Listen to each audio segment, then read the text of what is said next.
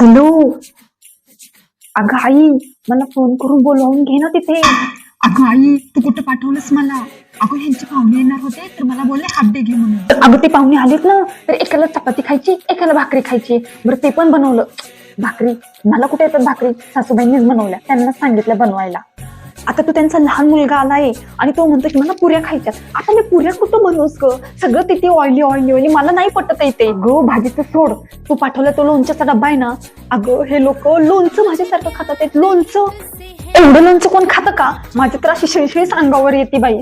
अगं परवा काय केलं सांगते. अगं व्हेज आणि नॉन व्हेज एकत्र मिक्स करून खातात. असं कोण खातं का? अगो डाळ भात, मच्छीवर डाळ भात असं एकत्र करून कोण खातं का? आई मला अजिबात ह्या लोकांचं जमत नाहीये. तू कुठं पाठवलं मला? हा आई, आले आले.